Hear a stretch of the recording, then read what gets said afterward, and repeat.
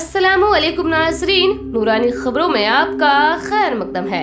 नाजरीन, रमजान का मुबारक महीना शुरू हो चुका है। यह दूसरी बार है जब कोरोना के इस पैंडेमिक में रमजान का मुबारक महीना चल रहा है। नाजरीन, अगर गौर करें तो पिछली बार इस मुबारक माह मस्जिदों में ताले लगे हुए थे, बेमतलब बाहर आने जाने की इजाजत नहीं थी। बंदगाने खुदा की इबादत के लिए जमात में नमाज की अदायगी नहीं कर सकते थे। हुकूमत की कई तरह की गाइडलाइंस थी जिस पर सभी को अमल करना जरूरी था। हुकूमत की गाइडलाइंस का एहतराम करते हुए उम्मते मोहम्मदी ने घर पर रहकर ही इस मुबारक माह इबादत की थी। मस्जिदों के खुलने और कोरोना वायरस से निजात की दुआएं की थी, लेकिन मुल्क में कोरोना बढ़ने के लिए फिर भी मुसलमानों को कटघरे में खड़ा किया गया था। दिल्ली के निजामुद्दीन मरकज को कोरोना का गढ़ कहा गया और धीरे धीरे हालात को मुसलमानों के खिलाफ तैयार किया गया। इसी तरह का माहौल एक बार फिर बनाया जा सकता है। एक बार फिर कोरोना के लिए मुसलमानों को जिम्मेदार ठहराए जाने की कोशिश की जा सकती है। रमजान से पहले ही मुल्क के कई राज्यों में कोरोना को लेकर सख्ती बरतनी शुरू हो चुकी है। जहां महाराष्ट्र में एक बार फिर लॉकडाउन लगाया जा चुका है, वहीं दूसरी ओर दिल्ली, पंजाब, उत्तर प्रदेश और मध्य प्रदेश जैसे राज्यों में नाइट कर्फ्यू और कई जगहों पर लॉकडाउन लगाया जा चुका है। जाहिर है कि एक बार फिर रमजान के मुबारक माह में कोरोना को हथियार बनाकर मुसलमानों को बदनाम करने की कवायद करने वाले फिरका परस्त लोग भी अलर्ट हो जाएंगे और मुसलमान और इस मुबारक माह की अजमत पर उल जुलूल बोलना शुरू कर देंगे। इसलिए नाजरीन, मुल्क के मौजूदा हालात को देखते हुए उलेमाओं ने रमजान की इबादत के लिहाज से कई पुख्ता इंतजामात किए हैं। उलेमाओं का कहना है कि कोरोना वबा के बढ़ते मामलों और नाइट कर्फ्यू को देखते हुए इस पाक महीने में इबादत की जाएगी। सभी मस्जिदों में कोविड-19 नियमों का पालन किया जाएगा।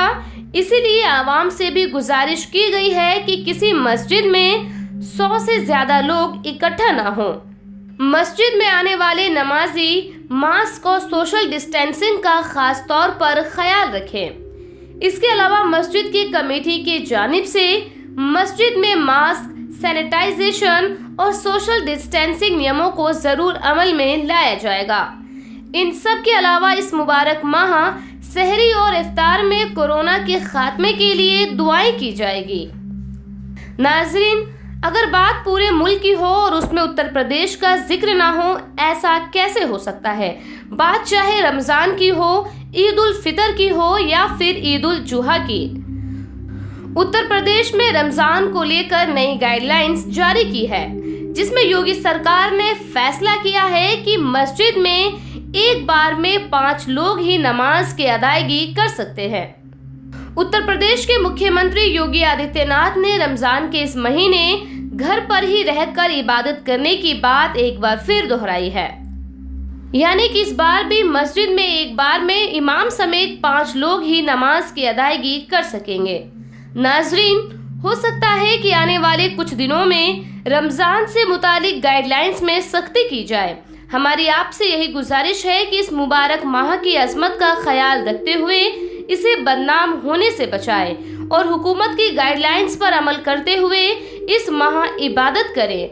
अल्लाह से अपनी और अपने अहलो अयाल की मगफिरत की दुआएं करें। नाजरीन, अगर इस मामले में हमसे चूक हुई तो रमज़ान के इस मुबारक और मुकद्दस महीने पर निजामुद्दीन मरकज जैसी खबरें बनाकर परोसा जाने लगेगा और किसी एक की गलती सारी कौम को कटघरे में खड़ा कर देगी। इसलिए नाजरीन, हम आपसे एक बार फिर गुजारिश करते हैं कि इस मामले पर तवज्जो डालें और हुकूमत की गाइडलाइंस को ख्याल में रखते हुए नमाज और रोज़े की अदायगी करें और इस मुबारक माह अल्लाह तबारक व ताला से दुआ करें कि अल्लाह ताला जल्द से जल्द इस पूरी दुनिया से कोरोना वबा को ख़त्म कर दे। अल्लाह ताला से दुआ है कि अल्लाह ताला हम सभी को रमज़ान की बरकतों से माला माल फरमाए। अल्लाह ताला हम सभी को अल्लाह के प्यारे महबूब मोहम्मद मुस्तफ़ा सल्लल्लाहु ताला अलैहि वसल्लम की सुन्नतों पर चलने की तौफीक नसीब अता फरमाए। आमीन। खुदा हाफिज़।